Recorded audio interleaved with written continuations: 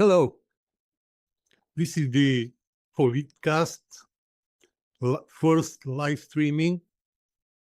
My name is Orlin Chotev, an immigrant from Bulgaria who lived in socialism and now a happy Texan, a legal immigrant, here to share some thoughts about the sometimes amazing, sometimes frustrating things that happen in America, in Europe, and across the world.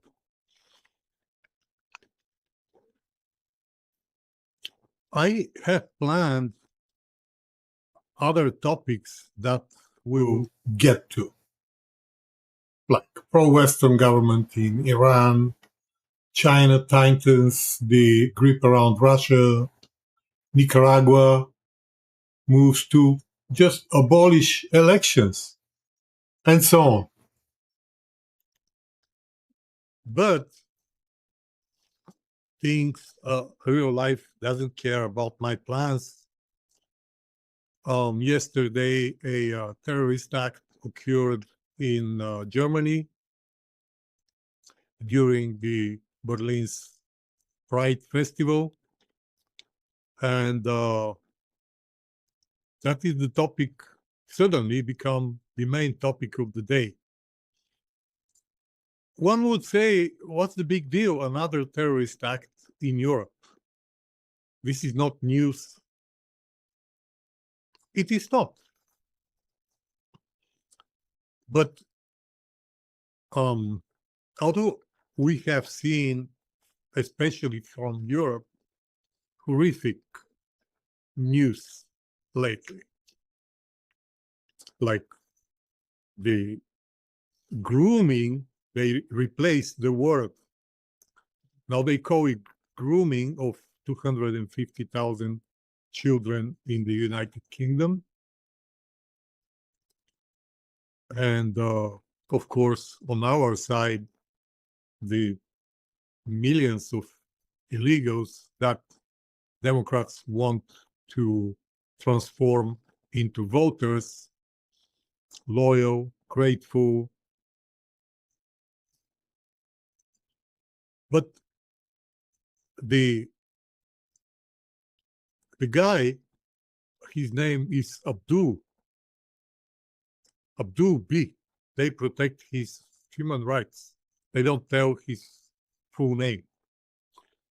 Who rushed to a LGBT event, and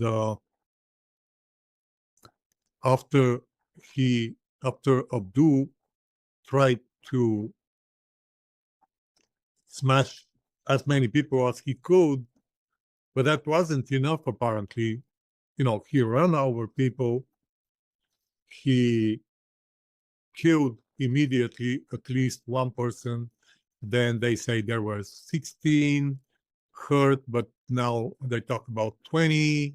Is it that difficult to count how many people are hurt at a localized crime scene?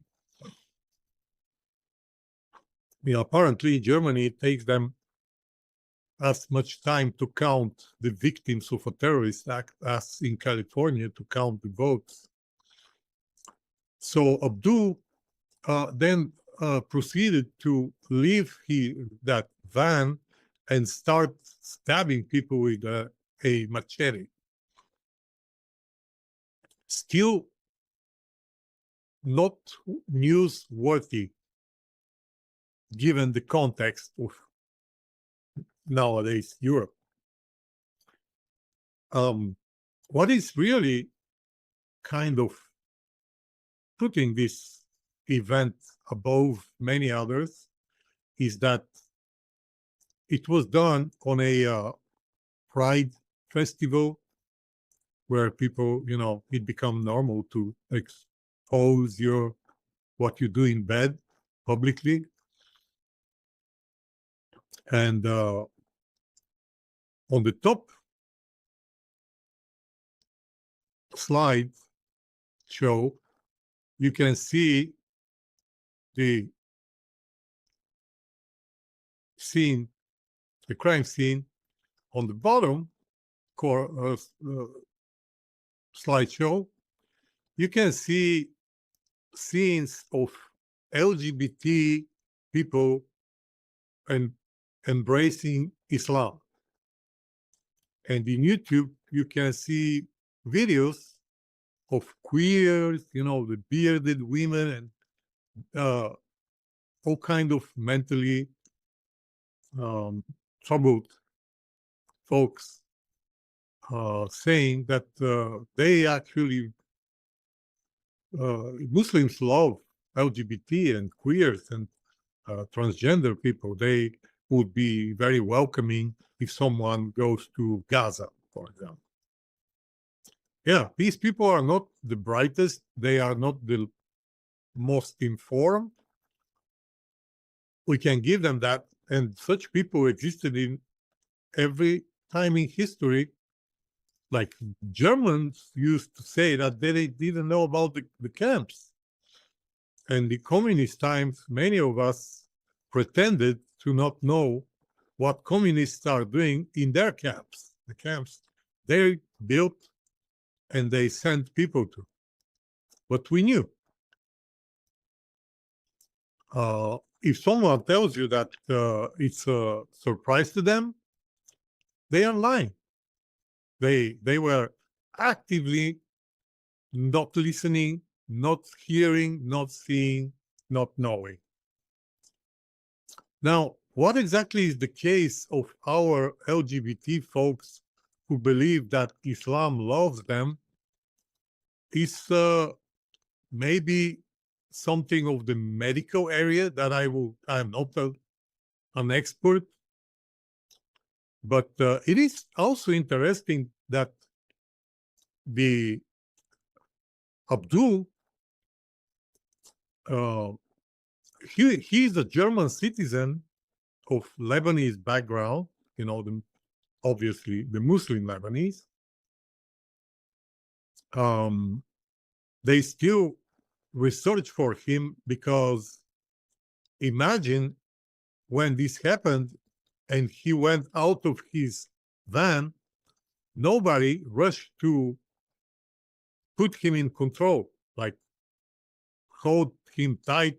A couple men would perfectly manage to overwhelm one person. But no, and you probably remember that when such thing happened in a French train, everyone else fled when a Muslim tried to explode a bomb. Only 2 American soldiers jumped and they stopped that evil person. So apparently on the Pride parade in Berlin, there was no such people who would take the risk to stop a killer. Everyone fled. For that reason, Abdul was able to flee. And they may never find him. I hope they will. Also interesting about Abdul is that he was caught preparing terrorist acts. And he was sentenced. He was known to the police, arrested, and sentenced to 1 year and 10 months in prison, which for the German liberal laws probably means his intentions were serious. Well, not serious enough because he was paroled. And he was held in a juvenile detention center over an alleged threat to carry out a terrorist attack. So he literally told them, I want and I will commit a terrorist act. And they did not strip him of German citizenship. They did not deport him or keep him in jail. No, they release him so he can achieve what he promised, and he did. So the level, I don't know, are we that smart thinking that these people are idiots? Or are they that dumb to pretend believing, or are they truly believing that this guy, once you release him, he will just be a peaceful citizen of Germany? Are they knowingly doing evil? Because I believe that helps China. I mean, that certainly helps China and Russia. As a European, my biggest concern with the modern left is that they are pushing people towards Vladimir Putin. I've heard so many times from people disappointed with democracy. I joined the fight for democracy and freedom in Bulgaria in the 90s. And then we started hearing from people, but look at what happens in Europe. They no longer respect Christianity. They no longer respect human rights and democracy. Like in Great Britain, in 2023, 12,000 people were arrested for posts in social networks. And I started seeing a growing sentiment of some kind of desperate expectation that Vladimir Putin from Russia will save democracy and human rights, and ultimately he will save Europe.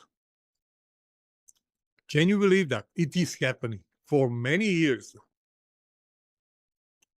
So I started realizing that the one thing that is more dangerous to Europe and to the West than Vladimir Putin and Chinese communists are our leftists who do such insane things. They push people towards Russia and China. And it wasn't a big surprise this year, a couple months ago, when the Spanish Premier Minister, Sanchez, who is a socialist, said that China should be the leading force in today's world. Not America, not Europe, China. This is the same guy who doesn't contribute anything to NATO. But you will never see in the mainstream media anyone writing an article about Sanchez, who is destroying NATO or collaborating with Russian services and working in China's best interest. No.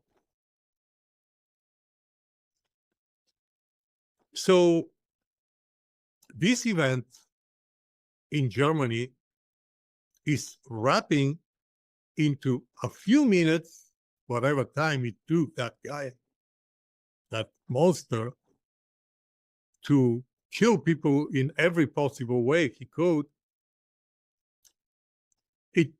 It is hacking everything that we observe and that we conservatives are against. This thing should be, I don't know, every time a Republican or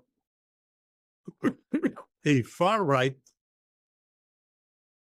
the way Elon Musk formulated it, normal people, every time a normal person starts talking, they should tell this story. But let's see what other stories we got this week that I would like to discuss with you. I am constantly watching the chat, and I have no doubt that people will join and will comment. Not only I am not afraid of listening, hearing different opinions, I will read them aloud and I will comment. Because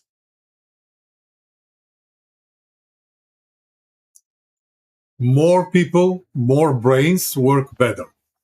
It kind of looks obvious, although not always the case. The primary motto of this channel is facts are sacred, commentary is free. And this, I will try to stick to this the best way I can. I assign to AI agents to collect the information, and the only instruction I have for them is stick to the facts. And I will read the facts. Only after that, I will tell my opinion. So let's jump to the first topic, which is a theoretical possibility of a pro-Western government in Iran. Honestly, it doesn't sound plausible, but I lived in a very stable regime that was unshakable. The Soviet Union was unshakable, and yet they crumbled overnight. Bulgarian regime was unshakable, and Hungary and Macedonia, Yugoslavia, they were all rock solid until they were. So the Iranian regime is weak, very weak. I cannot imagine a weaker situation for a regime than being bombarded from the sky by America, being cut from your financial assets, being cut from international markets where you can sell or buy anything. It is not good to be an Iranian government nowadays. Just imagine bomb falling in America like they do in Russia right now. I have the same belief for Russia. That situation there is very gruesome because bombs are falling in Moscow and in many other cities, and bridges are being destroyed, and they are cut from their markets and their sellers, and buyers. We'll talk about this about Russia a little later. So 3 meetings on Iran future were held in Rome last week.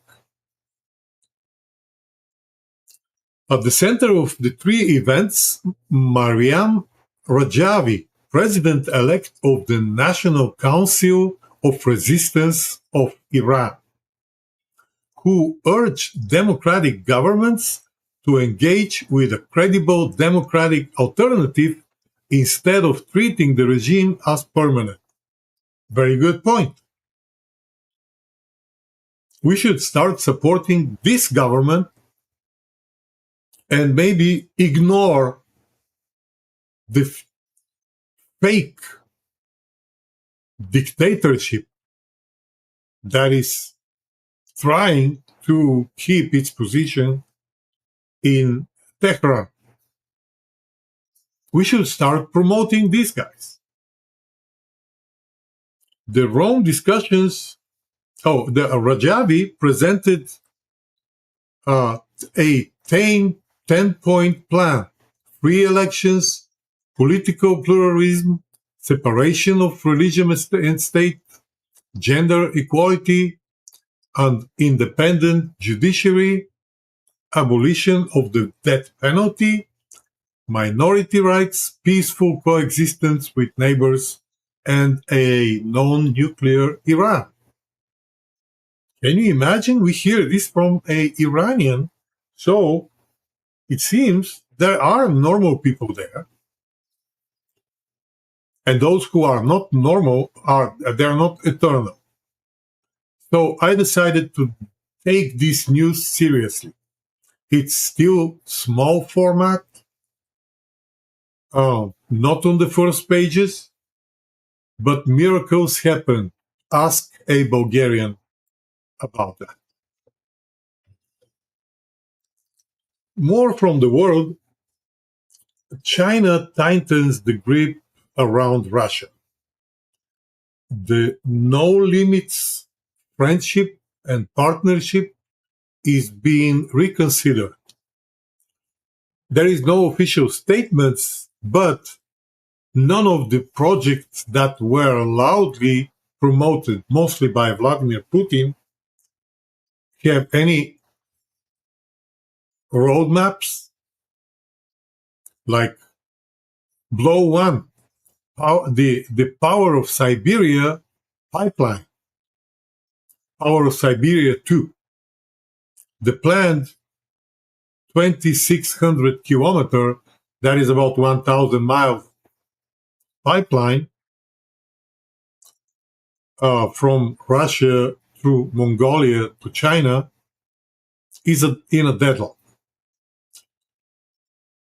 The Wall Street Journal reports Chinese officials told Moscow, even before Putin's May this year Beijing visit, that a deal was impossible on current terms.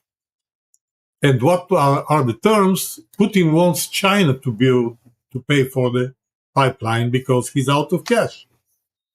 And China is not interested. I guess they have their own reasons, like the volatile situation in Russia, for example. Another, maybe even more important dispute is the price. China is demanding $50 per 1,000 cubic meters, which is Russia's own subsidized domestic rate. Russia wants 250. For scale, China pays 240, 280 for the first pipeline, Power of Siberia, 200 for Central Asian gas. Europe was paying 275 to 340 when they put themselves in total dependency from Russia, despite Donald Trump's warning in 2018. They didn't listen to him. They were busy mocking him for being a Russian spy. Now I think it becomes ever more clear who is the Russian spy, who is working for Russia and for China. So Vladimir Putin is China's best friend because he put his country into complete obedience from China, no other exports and no other imports. And the Chinese, of course, want to pay 5 times less, 500% less than anyone else is paying, because there is no one else. Actually, they want 6 or even 7 times less than the Europeans were paying. They want to pay $50 when the Europeans were paying $350. Imagine how stupid is Vladimir Putin. He lost his best buyers, even if Europe still buys like 30 billion worth a year, still busy of blaming Donald Trump for being pro-Russia. They actually are paying Russia $30 billion a year. But that market is now gone. That buyer is now an enemy because Putin is not a good statesman. He's not.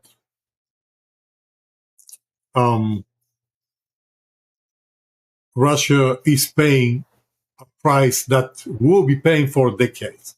In any other country, he would be out of power. And like I said last week, we will hear one day that Vladimir Putin is arrested or something worse happened to him.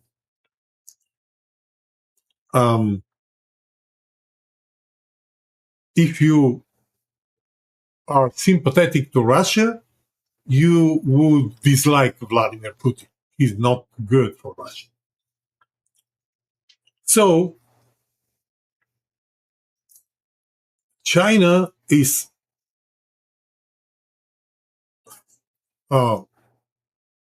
tightening the grip because they can, and because they are the only country who actually has territorial appetites for Russian territory.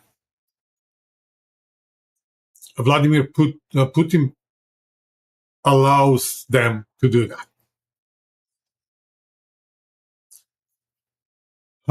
Russia's room to maneuver is shrinking. The European Union has committed to phasing out all Russian LNG. This is the liquefied natural gas by the end of this year.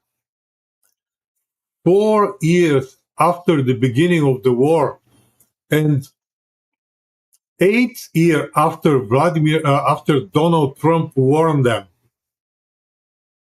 they are still buying Russian gas, and only now they promise they will stop. I seriously don't think European leaders are bright. Russia's room to maneuver is shrinking, and that is the right way to put it. After the Beijing snub, Putin flew to Kazakhstan in May to probe a Central Asian transit route that would bypass Mongolia, a route China had itself resisted before reluctantly accepting Mongolia last September in exchange for lower prices. And like I said, China's leverage is structural. Domestic gas output was 6% last year. The 6th year of growth, 9th year of growth, I'm sorry. They built 4 Central Asian pipelines from Qatar, and they even started buying American gas after some deal that Donald Trump this last time he went to Beijing. So imagine the tight spot Vladimir Putin put his country into. And next time you think you want to say something against the situation in America, think again. In my opinion, Donald Trump is a brilliant statesman. He is very clever and works always in the best interest of America. He is now controlling the energy of the world. He got Venezuela. He got America, which is the biggest producer. He eliminated Iran. We got Saudi Arabia and the other kingdoms from the Gulf. So if you want to buy energy, you need to call Donald Trump. And I think that's what the Chinese premier minister did. So Russia is suffering, and that gives a chance they would stop this bloody war against Slavic Orthodox neighbors. They were always claiming Russians, they are peaceful. No, they are not. They are for Slavic friendship. No, they are not. They kill Slavic people right now. And they defend Orthodox religion. No, they are not. They are killing Orthodox Christians as we speak. And more than 1.5 million of Orthodox, young mostly people, died because of Russia. Nicaragua, where socialism is now officially canceling elections. On Sunday, July 20, at the commemoration of the Sandinista revolution, co-president Daniel Ortega declared that Nicaragua would hold no more election. And immediately, 2 days later only, Nicaragua's National Assembly announced it will amend the constitution to codify that declaration, writing the end of election into the country's basic law. The Congress is controlled entirely by Ortega and his wife. That's an interesting sub-story. He was a vice president, and obviously after a discussion in their bedroom, he proclaimed her co-president. So Ortega has ruled since 2007 and is Nicaragua's longest serving leader. Before this move, he was scheduled to stay in office until early 2028. He also led the country in the 1980s. And the last 3 votes in 2011, 2016, and 2021 had already been drained of real competition.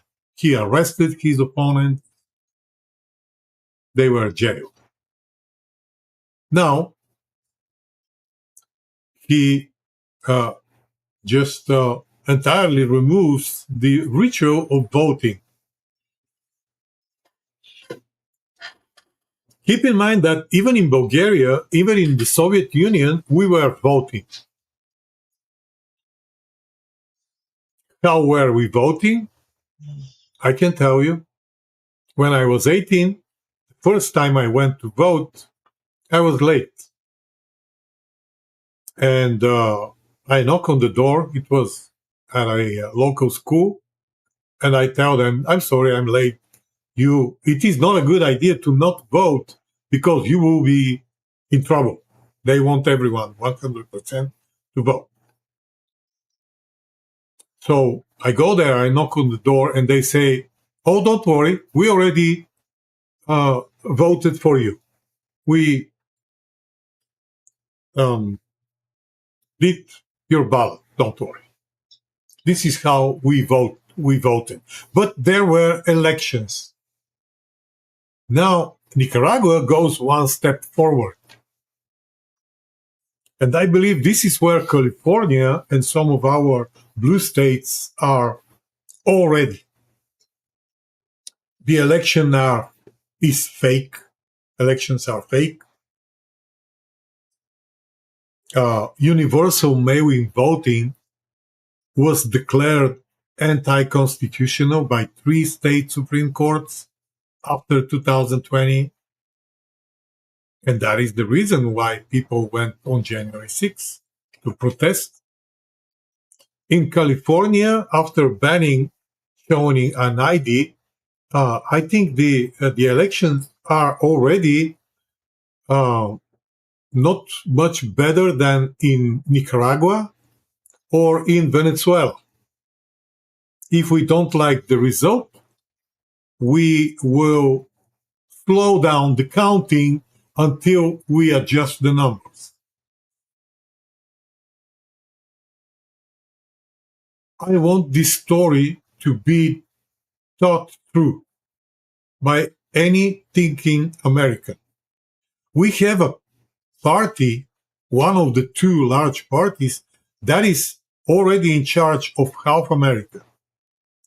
And they didn't achieve any of their goals they proclaim to be their main goals. Like after 30 years rolling of California, New York, and other states, Illinois, Massachusetts, we don't see free healthcare, we don't see free higher education, but people keep voting for that. Right. I do believe that. I do take this seriously. But it is serious. We are like centimeters, inches away from this party to grab the power and do the things they do in California, and then the things that their people do in Nicaragua. I'm sure that the Socialist Party of America have very good opinion about Mr. Daniel Ortega, Nicaragua's president, co-president. So it looks like a ill comedy, grotesque, but I lived in that grotesque, and believe me, it was real. It is that real life sometimes is more grotesque than our imagination. Next topic, dear friends, is European Union fines Google 890 million euros, which is about $1 billion. On July 23rd, the European Commission fined Google 890 million euros for breaching the EU's Digital Markets Act. The fine has two parts. This is a DMI penalty, and it is separate from the 2.9 billion euros, which is around $3.5 billion antitrust fine that the European Union levied on Google's ad tech business in September 2025. So they spend the money so fast, the 3.5 billion from Google, now they need more. The timing is politically loaded. The European media like France 24, the politcorrect casual, mainstream like Al Jazeera, they say the fine is risking retaliation from Washington. And the Trump administration has repeatedly cast European Union tech penalties on US companies as unfair targeting. It is so obvious now. And this lands the same week as new US tariffs are being planned to be implemented. Whether it draws a response from Washington, this post from Donald J. Trump leaves no doubt. He said the European Union is at it again, and as usual, taking direct aim at great American companies. After having fined Apple for no reason at all, $15 billion, Meta, $3 billion, Amazon, $2.5 billion, and many others, we have just been informed that Google, a truly advanced and amazing group, has been fined yet another $1 billion without explanation. This brings the Google total to over $18 billion. This illegal and highly discriminatory practice started at these high levels during the first year of the sleepy Joe Biden administration, but it's not going to continue during the Trump administration. So I don't know what they were thinking, but because Europe exports more to the United States than we do to them, they are more dependent on the American market. And now Donald Trump will put higher tariffs, making American products even harder to sell, which will lead to losses for European businesses and firing of larger groups of their employees. Just last month, we learned that the Volkswagen Group is letting 100,000 people go. We will hear the same from Italy, from France, and from other countries who export high-value items here, like, cosmetics, wines, automobiles, etc. Now, my opinion, we should have free trade with every market economy. Not China, they are not. But we should push Japan and South Korea and the European Union and Australia and Canada and New Zealand, every country that has a rule of law. We should have free trade with them. They should allow our products to their markets. And they should protect our intellectual property, just like we protect theirs. I don't know if this will ever happen, but European leaders obviously are on a different opinion than mine. They believe you can over-tariff the king of tariffs, Donald Trump. They will lose. As I already said, they are not bright. They are not. And finally, America's Tariffs Reborn, talking about tariffs. The reciprocal tariffs rebuilt after the Supreme Court struck them down. Starting Friday, July 24, the U.S. imposed new tariffs of 10% to 12.5% on goods from 60 trading partners, citing their failure to crack down on forced labor. Most partners face 12.5%, including China and Vietnam. A lower 10% applies to 17 countries that have some prohibitions on forced labor, including the United Kingdom, Canada, and Mexico.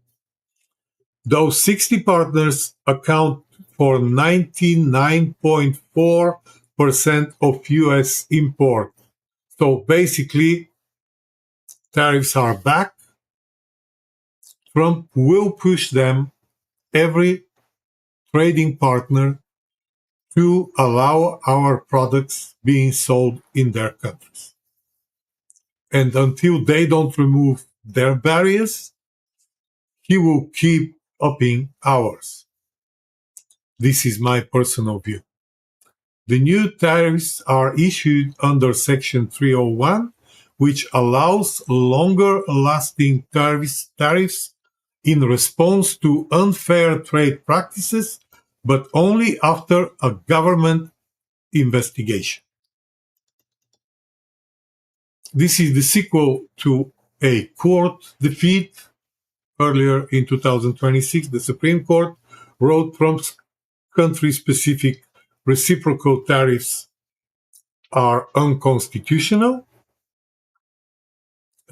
Within hours, he replaced them with a global 10% under Section 122.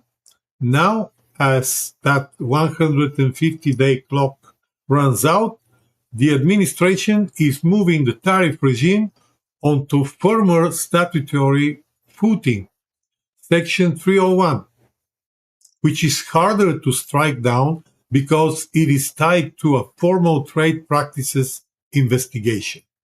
So the headline, New Tariffs, is in substance the same protectionist wall he report on a different legal foundation.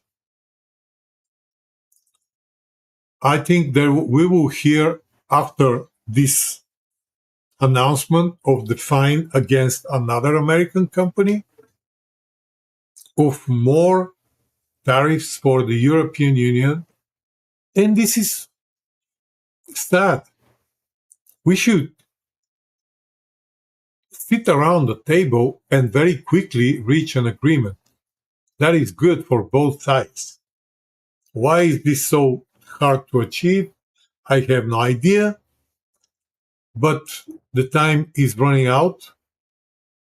I appreciate the time you guys spend watching this, and also the likes, the comments.